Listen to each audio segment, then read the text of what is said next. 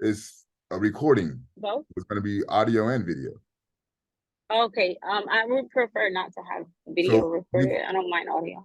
that's ironic because you don't talk about you're going to miss class, and this will help you out. Well, You know, no, I know. Okay, well, it's just turn off fine. your I camera mean, for sake of time. Just turn off your camera so that way we can kind of have that as a okay. first, and then I can Okay, thank you. class moving.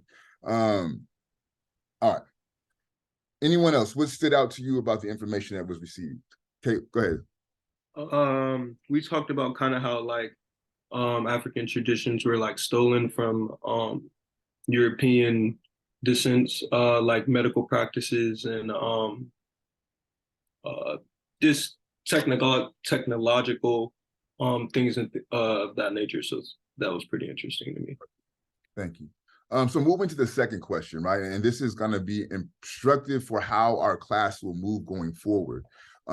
What subject matter, what information, what assignments on the syllabus you feel should be adjusted or altered? Again, I ask this with great sincerity, right? Like if I state that this is your class, more so than it's my class, all I'm doing is facilitating information. If that is to be true, and our syllabus is our contract with one another, right? I want you all to have input on the syllabus. These are the things that I feel as far as materials that are important for what this class should learn, but I also want to have your input. So is anyone have any suggestions or, for alterations or adjustments on the syllabus? I have a question. Okay.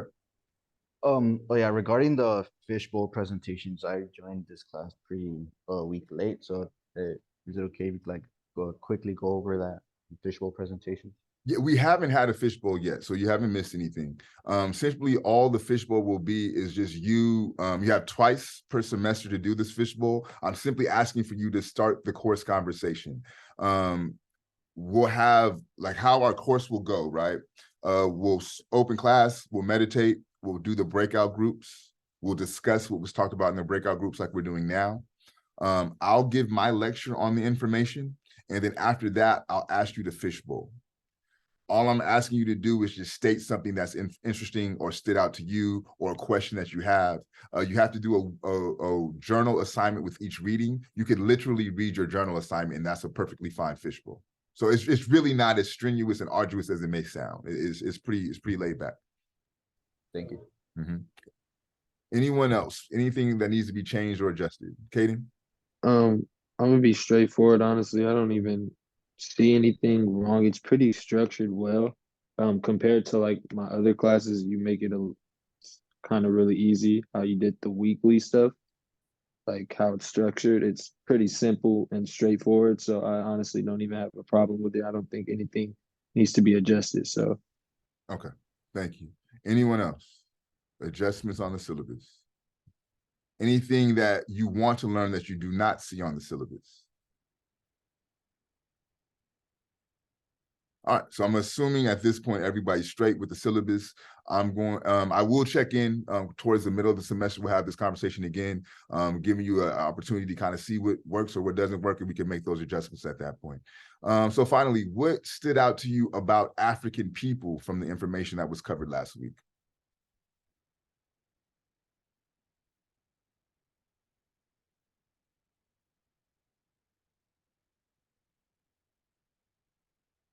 So everything that y'all learned about African people, y'all knew already prior to last week? I don't have anything necessarily specific, but kind of just the stuff that was accomplished by them. You kind of don't. I didn't hear any of that in history class or whatever class you want to relate this to in high school. I didn't learn about any of this. So like all of the stuff that was accomplished by African people, it was definitely interesting. Cool, So anyone else that we have not heard from, what stuck out to you about African people? They were the first engineers, like physicians, architects. That was pretty interesting. Absolutely. Thank you, Martin. Imani, you gonna say something? Yeah, I was just gonna piggyback off of what Kaden was saying. We were talking about in the breakout room, basically the same thing, how in high school we did, learn about the stuff. No one really went into like full detail of like you know, who these people are and like what they did. It was just kind of like a blanket of information that they, you know, wanted to tell us. Absolutely. Thank you, Imani. What I would like to do, because I know there's some people in here who were not here last week. So I want to kind of get them caught up real quick on terms that we will not use in this course. So somebody please explain to your peers who were not here last week what we will not say within this course. Go ahead, Emma. Hi. Okay. So the terms that we can, sorry, the terms that we cannot use, we can't use slavery. We can't use the word minority. We shouldn't use the word people of color. Instead, use people of culture over people of color. And yeah, that's about it. So just kind of stray away from people of color and try to incorporate culture and other, I guess you could say, synonyms for culture into the class. Perfect. Thank you. And so who could explain why we don't use those terms? Because it's one thing not to do it, but for me, it's the why is important, right? So why are we not going to use those terms within this course? Because using slave and slave master is kind of, it takes away accountability like from white people, and also it kind of reduces Black people down to just that. And like nobody is just born a slave. Like it is an act of violence, and it is something subjected to another human being. It's not just their being. Thank you, Kelly. That's perfect the articulation as to why we will not use the term slave in this course or enslaved. You could use the term enslaved instead. Give me 1 second.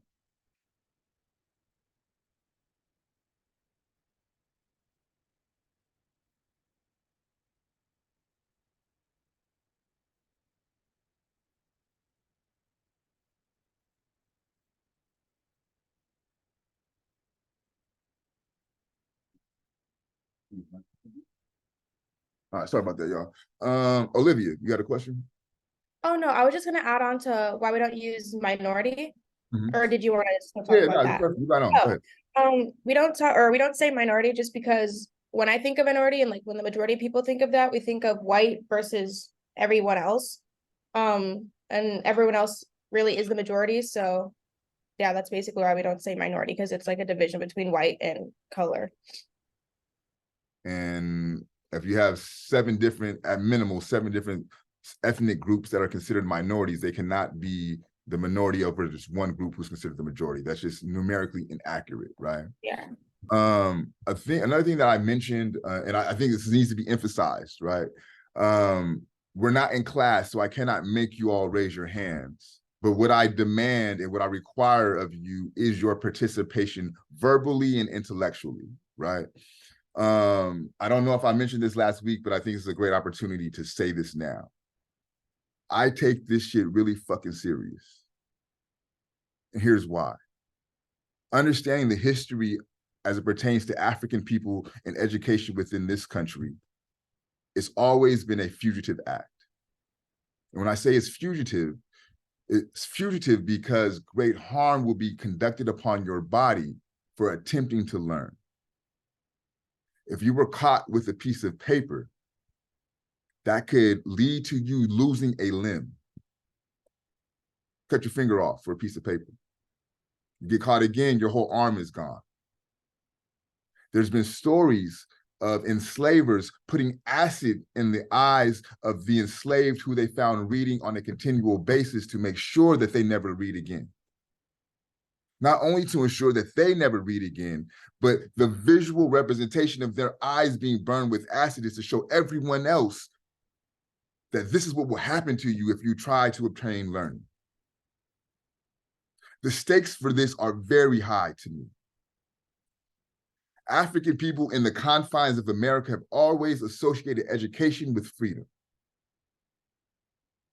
Right now, not 50 years ago, not 100 years ago, right fucking now, it's illegal to do what I'm doing with you all right now in 24 states.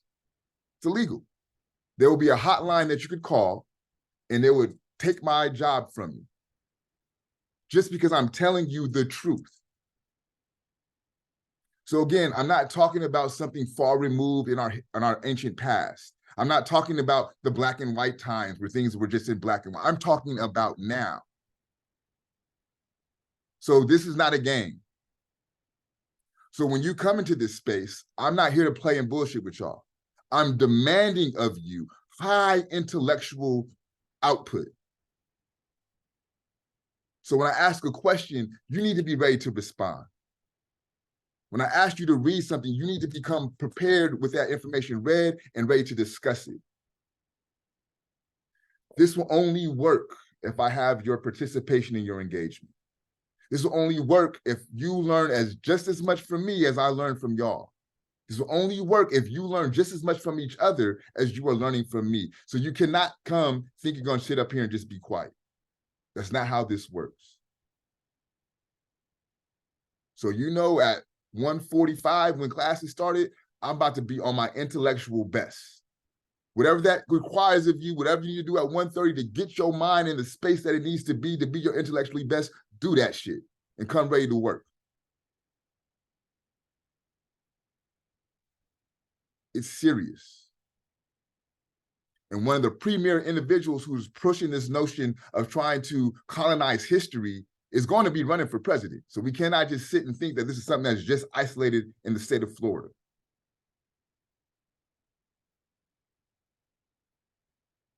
So when you come in this space, come ready. All right. Any questions, comments, or concerns before we pick up where we left off from our lecture on Wednesday?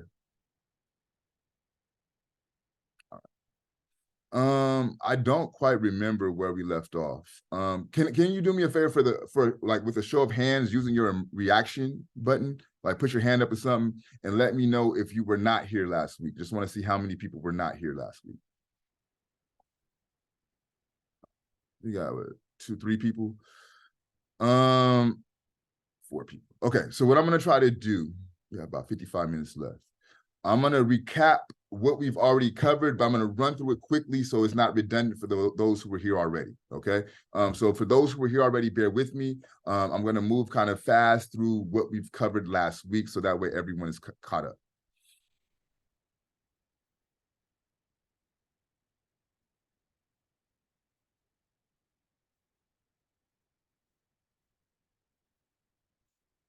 And can everyone see that? Yes. Yep. Give me 1 second. I'm sorry, y'all. Let me close all this out. So we know that this term diaspora, it means the scattering. The scattering could be through forced or voluntary migration, right? But we know that it's a scattering from a people from a common landmass. In this case, this landmass is Africa, right? This is why I say that at best, I am not an African American. I am an African who is born and resides within America. But my emphasis on this term African. I'm an African individual. For those who do not have this written down, please do so. This is your first theoretical framework. It's African American male theory. I take this theory and expand it to include all African people. This theory comes out of the brainchild of my mentor and the chair of our department, Dr. Nana Lawson-Bush.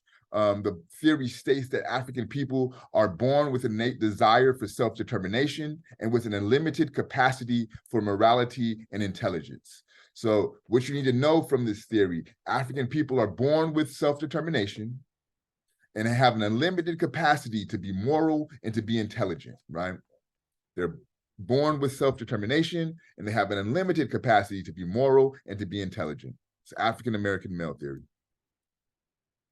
For those who are Bible believers, we know that in the book of Genesis, the word of God says that let us make man in our image and after our likeness. Let us make human beings after my image and after my likeness. This is the words of God. We know that to be made in someone's likeness, it means that you look like them, right? My children are made in the likeness of me and my wife. You are made in the likeness of your father and your mother. So if God is saying that I'm going to make human beings in my likeness, that means that God has cultivated and created human beings to embody his likeness or her likeness for that matter, right? Historical evidence archaeological evidence, scientific evidence, all confirm that the first human remains of the first human being were found in Africa. Most commonly, the term Lucy is used to describe these human remains. But in my thinking, if you found these motherfucking bones in Africa, it ain't no way in hell her name is Lucy. So we're going to give her an African name, which is Abiomi, right? But let's think about this. Let's bring these two slides together for those who weren't here last week.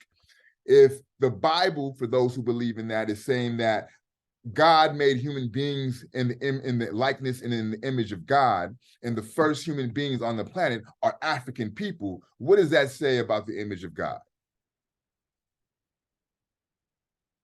What is, say it again, please. That he's Black. That God, he, she, that spirit, that entity is Black or has African features.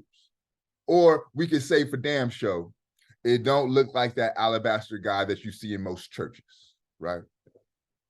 If you believe in the Bible, if you believe in science, if you believe in history, if you believe in archaeology. Timeline of human evolution, African evolution and migration.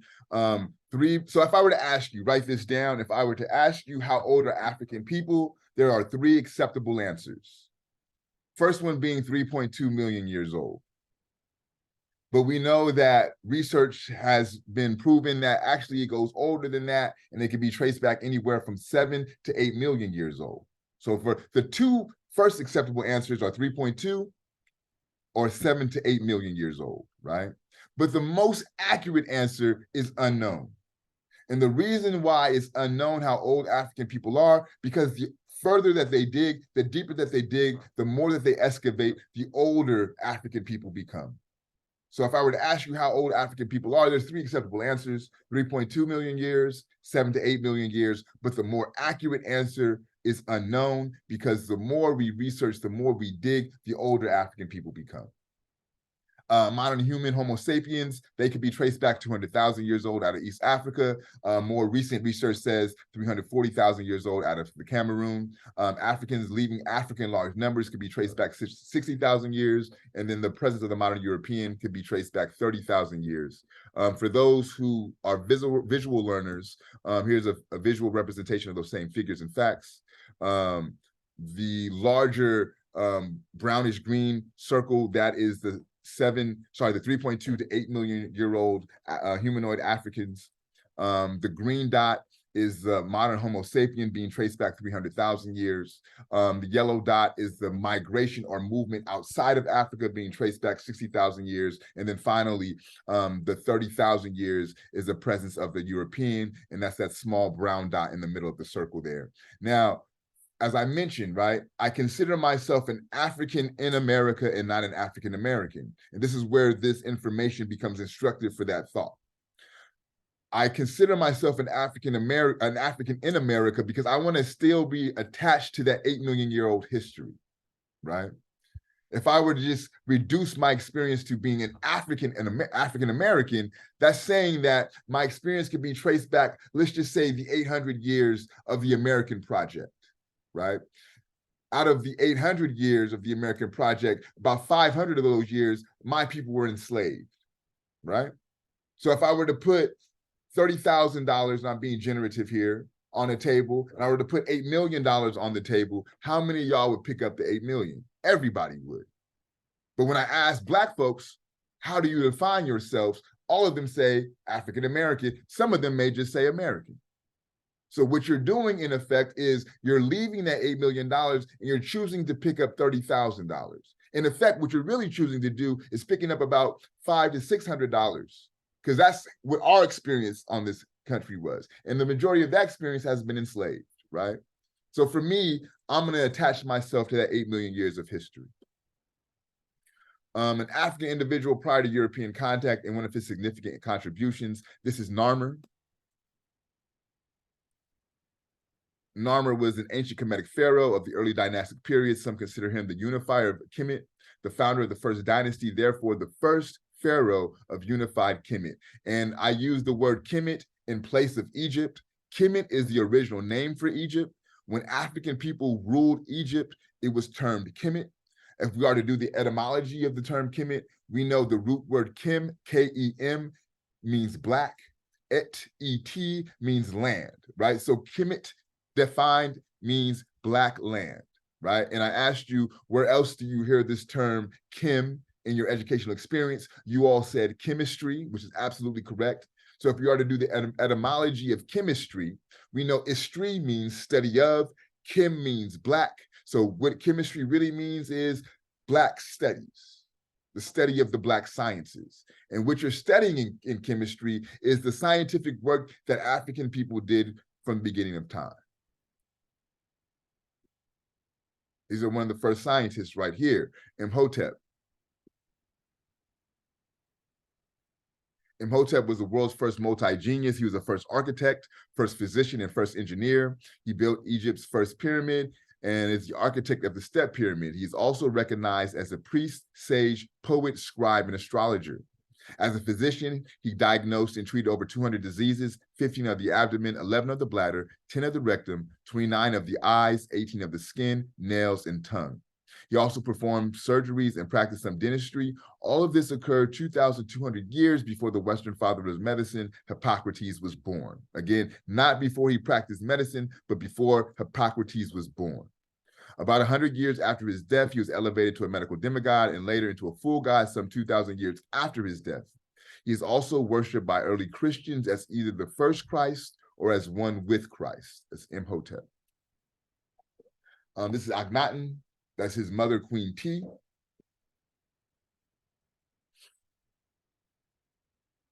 Akhenaten was the pharaoh of the 18th dynasty Kemet, who ruled for 17 years and died perhaps in 1336 BCE or 1334 BCE. He is especially noted for abandoning traditional Kemetic polytheism and introducing worship centered on Aten. Akhenaten lived at the peak of Kemet's imperial glory. Kemet had never been richer, more powerful, or more secure. So what's important about Akhenaten? Polytheism, right? This is the idea that there's more than one God. So there could be the God of the sun, the God of the air, the God of the ground, the God of the ocean, right? Akhenaten came into power and said, we'll no longer worship in this capacity. We're going to worship on one God, and this God will be Aten. Right? So when you think about Christianity, when you think about Islam, when you think about Buddhism, these are all monotheistic religions. And all of these religions have their origins from Akhenaten and this idea of monotheism, which is the worship of one God. This is Taharqa. Taharqa is so it's clear from historical accounts that Taharqa is one of the greatest ancient Kemetic pharaohs. Taharqa was described by the ancient Greek historian Strabo as having advanced as far as Europe, and it's even as far as the Pillars of Hercules in Spain. This feat alone would count him among the greatest military tacticians of the world. Later Spanish legendary chronicles also identified Tarko as a general of the Ethiopian army that supposedly campaigned in Spain in the 7th century BCE before his becoming pharaoh. This event also has been held to account for the name of the Spanish city Targo, now called Targonia. So this is Taharqa. This is Mansa Musa. Again, to this day, so 2023, Mansa Musa is the wealthiest person on the planet, right? Even if you're talking about Bezos, you're talking about Elon Musk, the Jay-Z and Beyonce's of the world, they still do not rival his empire. Mansa Musa amassed over a $400 billion empire. Mansa the first, commonly referred to as Mansa Musa, was the 10th Mansa, which translates to King of Kings. Mansa embarked upon a large building program, raising mosques and schools and colleges. Most famously, the ancient center of learning, the University of Sangor, was constructed during his reign. At the heart of his power, Mali had at least 400 cities. So Mansa Musa. So Mansa Musa is out of Mali. The images that you're looking at now are the Moors. They come out of Mali as well, and they were able to migrate up into North Africa, what we now know as Morocco, hence the term the Moors. Now, if you know about geography, you know about Africa, you know that North Africa and Morocco is separated from Spain by a very small body of water, right? The Moors were able to traverse that body of water, go into Spain and go into Europe and bring Europe out of the Dark Ages. So for those who are familiar with European history, you know that there was a point in time in European history where they were in the Dark Ages, pestilence, famine, wars, diseases, sickness, right? It was the scientific advancements of the Moors that brought them out of those dark eras. One of the things that they brought to Europe was the science of dress, right? When it's hot outside, wear silk.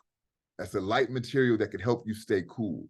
When it's cold outside, wear wool, wear animal hides to keep you warm, right? When you're cooking your food, it may not be a good idea to eat that shit raw. Cook it, put some fire on that. So that way you have cooked food. Better yet, when you cook the food, there's this thing called seasoning, right? Put some salt and pepper on that shit. Martin, you had a question? Oh yeah, you said Mansa Musa is like the richest man in history. What about King Solomon? Still didn't amass, it wasn't more than Mansa Musa's wealth. Okay. Yeah. Thank you. Mm-hmm.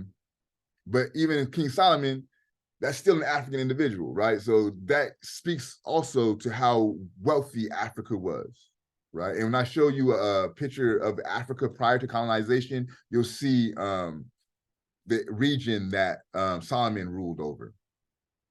So the Moors brought the science of seasoning food. They brought the science of cooking food, right? They noticed that the reason why these Europeans were sick is because where they slept, animals also slept. So they taught them how to build barns and build outhouses. They also noticed where they slept, the Europeans also shit, right? So it's like, yo, if you're gonna sleep and shit in the same spot, you're gonna be sick. So why don't you build outhouses? So that way you're not shitting and sleeping in the same space, right? They brought them the science of how to build waterways to make sure that the waste would leave the city, right? If you look behind some of these images, you'll see these arched doorways. If you go to Europe now, all over Europe, you'll see those arched doorways. That is a scientific archaeological advancement that the Moors brought to Europe, right? Even if you look now at your doorway, it's square. Anytime you see that arched doorway, you know that's something the Moors brought into the world. I would be remiss if I did not honor African women within this lecture. The mitochondrial DNA is the core strand of DNA that everyone has, right? And this is possessed by an African woman. Martin mentioned King Solomon. The individual in the middle is Queen Sheba. She is the descendant. She's the one that starts the bloodline that gives us King Solomon and gives us Haile Selassie. So she was the ancient Ethiopian empress who ruled that area. Above her name was Queen Sheba, also called Queen Makeda. Above her to the left is Aset. Looks like she has like a bird on her head. Aset, if you think about the story of Mary, Jesus, and Joseph, Aset is the original Mary, also referred to as Isis. Her son, Heru, is how we understand the story of Jesus, right? Below Aset, we have Ma'at, M-A-A-T. Ma'at is 7 principles. Ma'at is a goddess. Ma'at also was the moral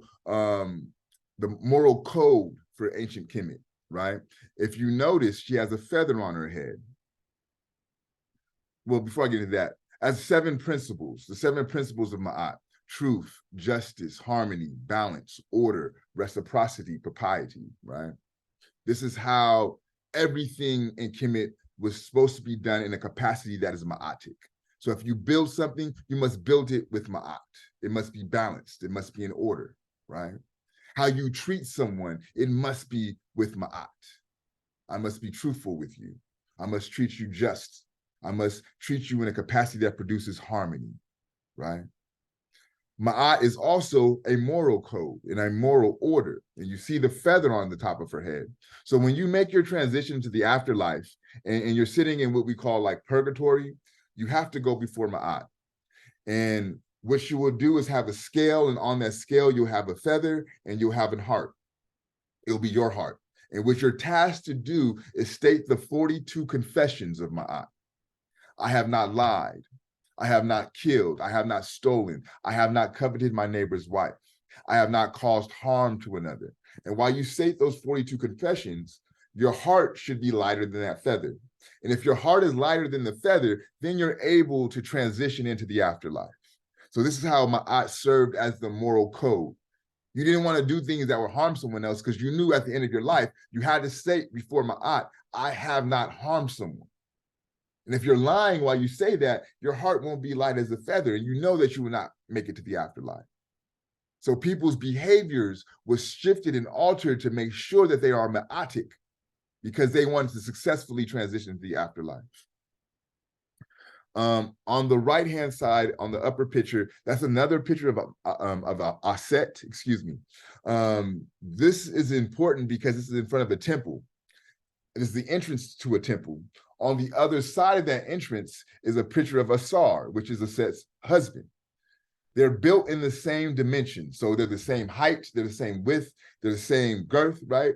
And it shows that when women rule and when women sit on the throne as rulers, they rule with the same authority, they earn this, they have the same respect, and they have the same might as men rulers. So there's no difference between men and women in the ancient Kemetic societies. Below Aset, we have Yaa Asantewaa. Yaa Asantewaa was the ruler of the Gold Coast, which we now understand to be Ghana.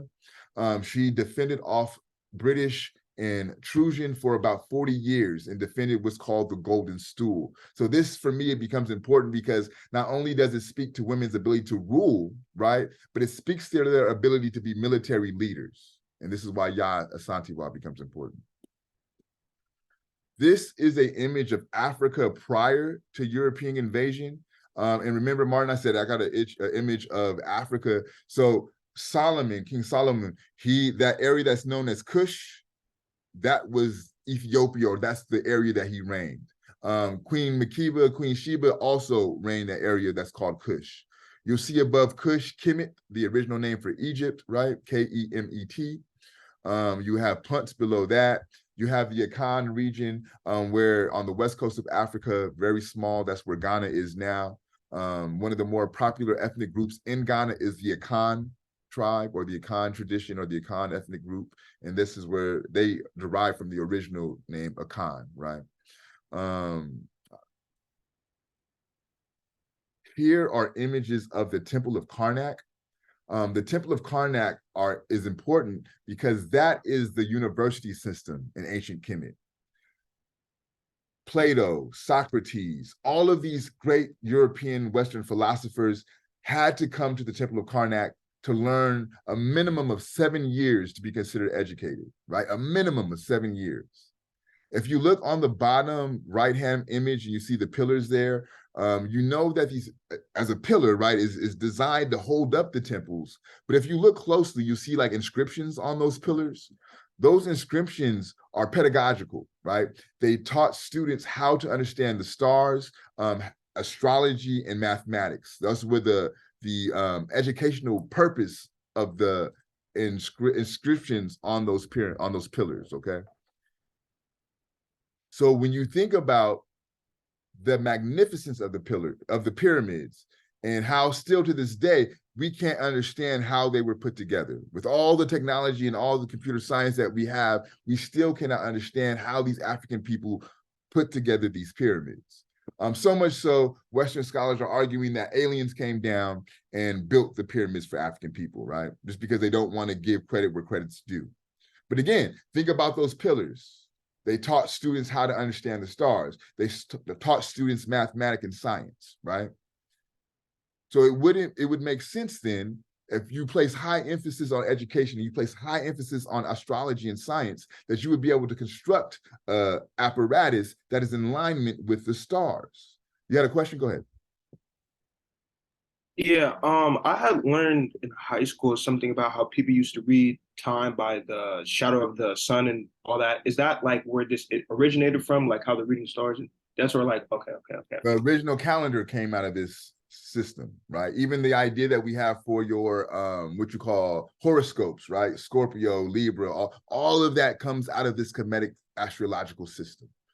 Europeans came and places their own interpretations on them and gives us how we understand the world today. Just to provide a little bit further context and detail, there's a brief video we'll watch. We'll watch about 5 minutes of it.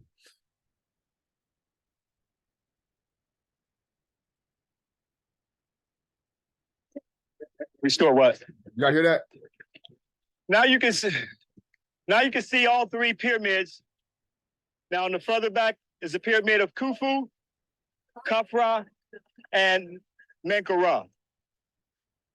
Keep in mind, brothers and sisters, that our ancestors had astronomical science, astrology, where they studied the stars and so forth. One of the things that's been brought to astronomers' attention is that they noticed that the pyramid of Khufu and Khafra, if you notice right here, are in a perfect alignment. Okay?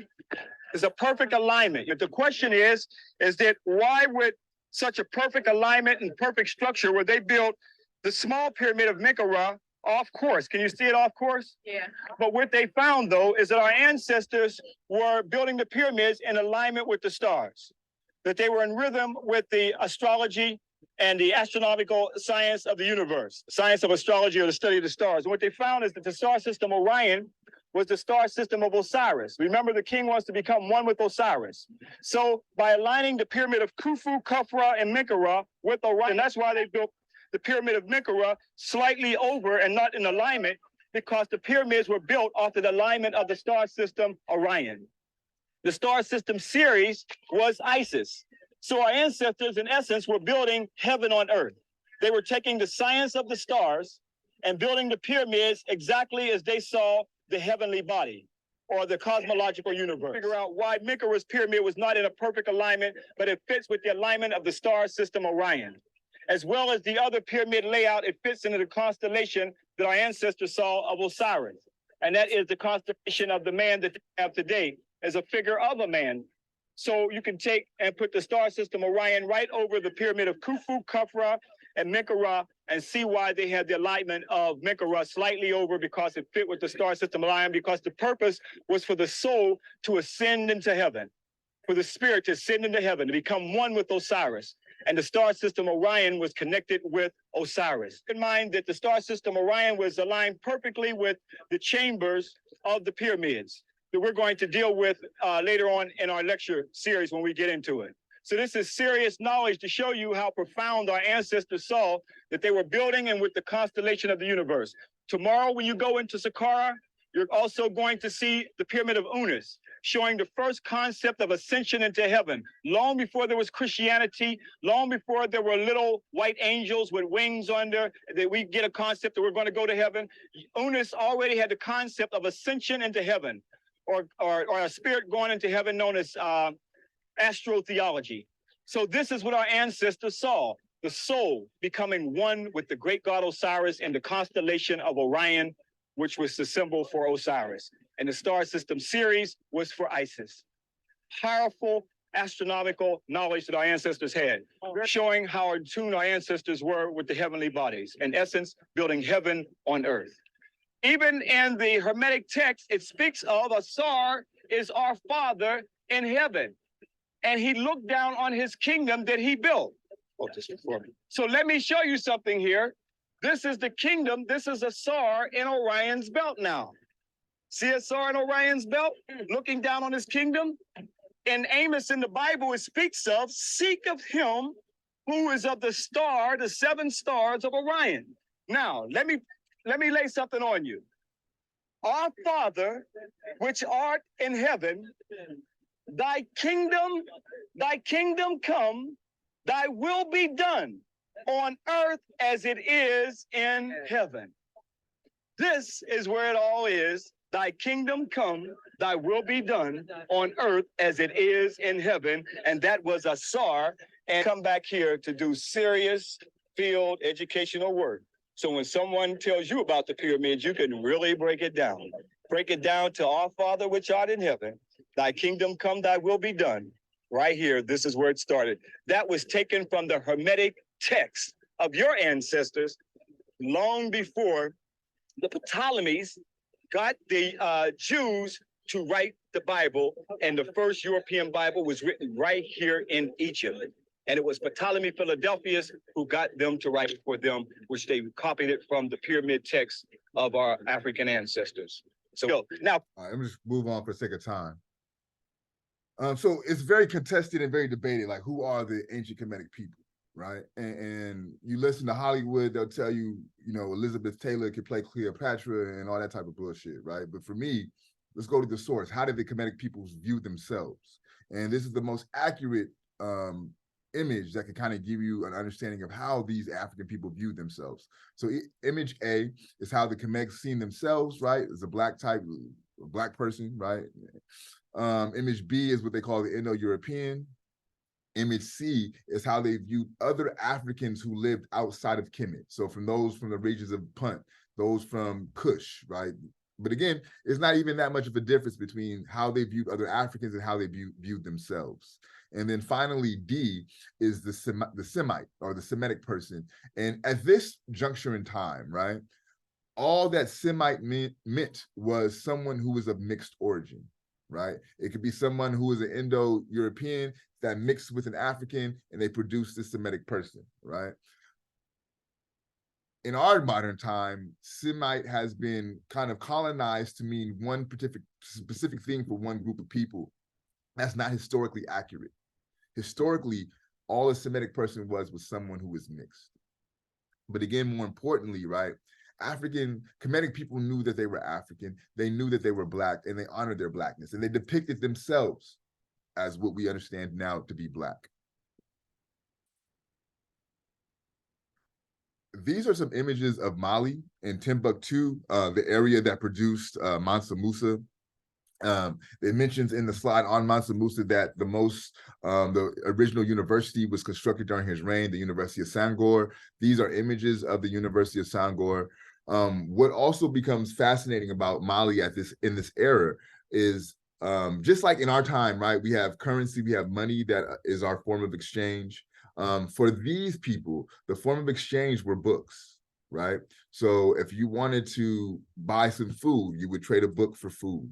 If you wanted to receive lodging and a place to stay, you would trade a book for a place to stay. So I want you to think about this. Think about how much value we as a society place on money, right? And think about all the things that people with money are able to do and the things that people without money cannot do. Then think about what a society that uses books as their form of currency, what do they value? What is the utmost thing value in a society to where books becomes currency? What do you think? They valued knowledge. Knowledge, absolutely. Education, absolutely, right? And so with that being understood, think about where our society is and the greed, the individualism, right? How people are willing to do things for money that will devalue a person, right? Where does that lead us to as a society? And think about where a society could be if they place knowledge as the utmost thing to be valued. I would rather live in that society. This is again a visual of the area of the Mali and Shanghai Empire. Again, the area where Timbuktu and the University of Sankore were central to learning on the western part of Africa. These are images of the Dogon.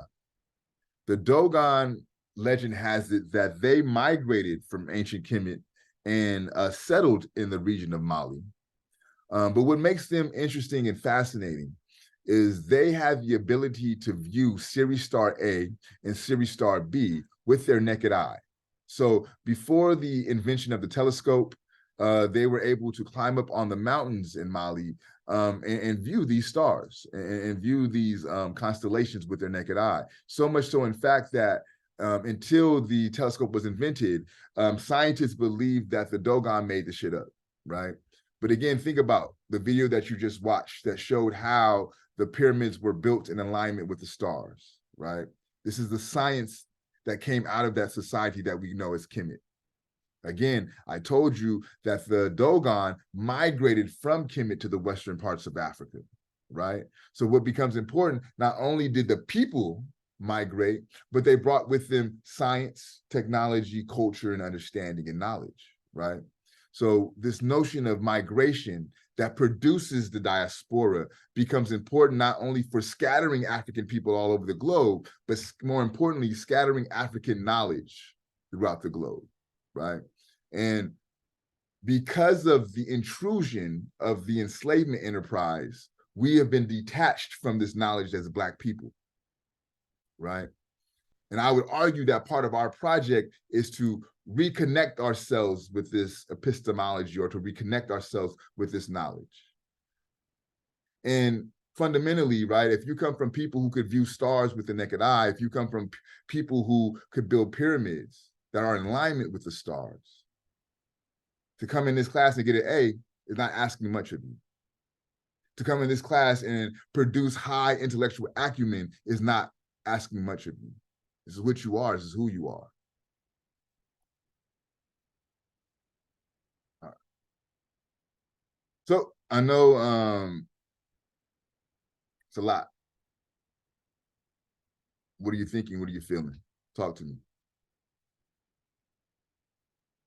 I think it's pretty cool how African people built the pyramids to follow the stars. I've always thought like African, not even just Egyptian people, African people were always more technological advanced than us today, because an example is the pyramid. The fact that you said that they still can't figure out how it was built, and you have people that truly think aliens came down to build something for humans.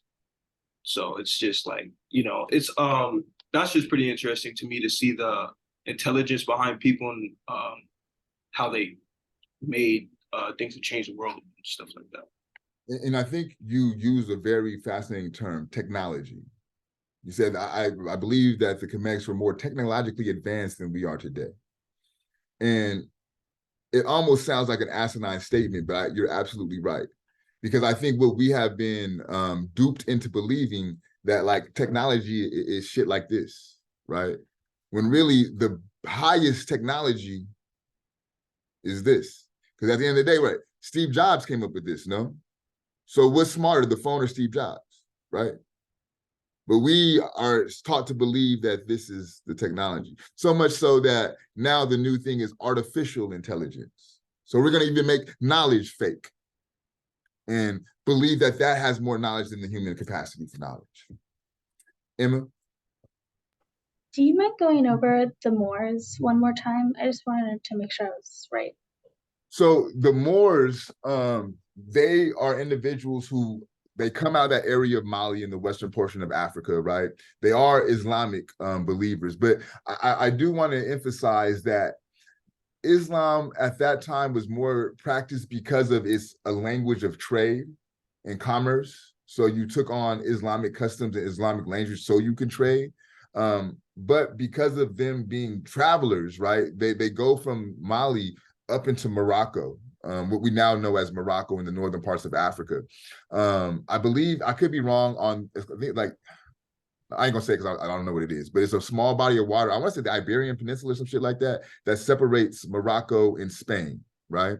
Whatever that body of water is, they were able to traverse that body of water and start to kind of infiltrate, for lack of a better word, Spain. But the timing that this takes place, Spain and Europe is in the Dark Ages, right? As I mentioned, the pestilence, the diseases, and things of that nature. So the Moors were able to bring civilization to Europe, right?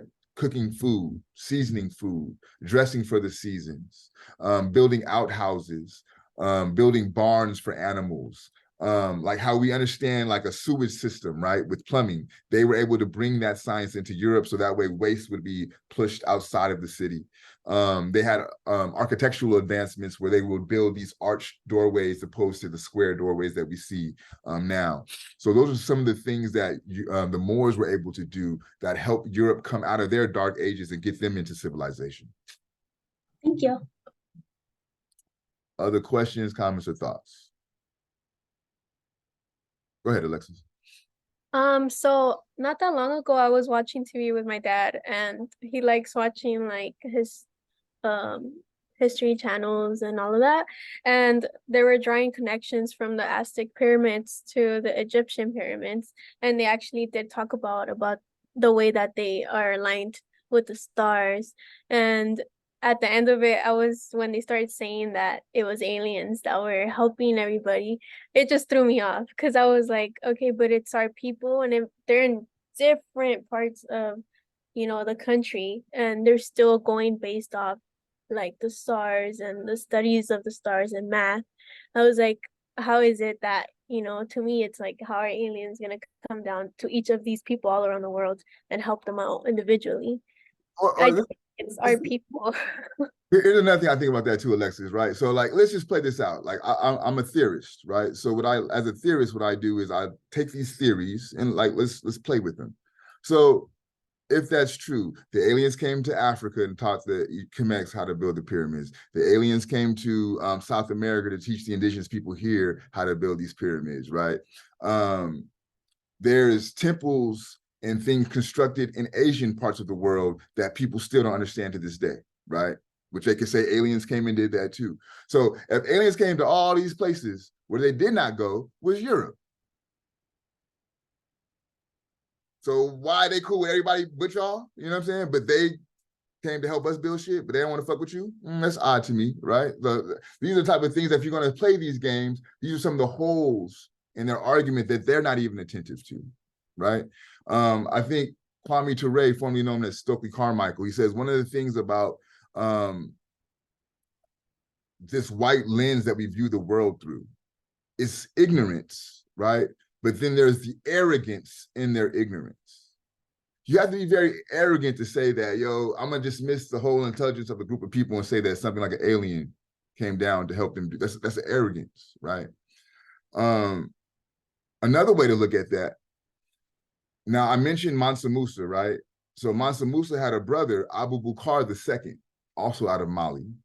Abu Bakr II is famous because 200 years before Christopher Columbus came to the Americas, Abu Bakr II sailed to the Americas. And he set up in Central America, right? And there's vast historical evidence that supports African people from West Africa merging with what they call the Olmec civilization and producing culture and producing civilization. In this part of the world, you also have pyramids being built, right? So it's more likely that the African people who traveled linked up with the indigenous people who were here and they shared information. And this is why you see the pyramids on each side of the globe, right? Other questions, other comments, other thoughts?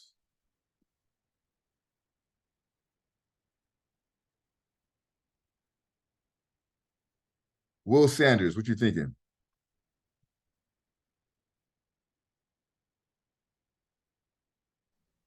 I was gonna say what the other guy had said. It was really interesting how they got it to be so perfectly lined up just with the stars. And like I never knew that like the astrology signs and stuff like all came from Africa and all of that. Everything came from Africa. If we the first people on the planet, right? Chances are we the first people to do a lot of shit. Okay, so real quick to close out, I will post the readings again so that way you'll have copies of those. It's part 1 and part 2, but try to get through both of them and come prepared to discuss that on Wednesday. It's not a lot. It's not a lot of reading. You shouldn't have any problems getting through that today and tomorrow and coming back Wednesday prepared to discuss. We'll start off class. I'll check in and see how y'all feel about meditation. That will be how we will start our class each session. And then we'll go into the breakout rooms. From there, we'll discuss as a whole. And then we'll go into my lecture about the reading. We'll have our first fishbowl on Wednesday. And then I'll kind of just give you an essence of how every day will go going forward. Is there any last minute questions, comments?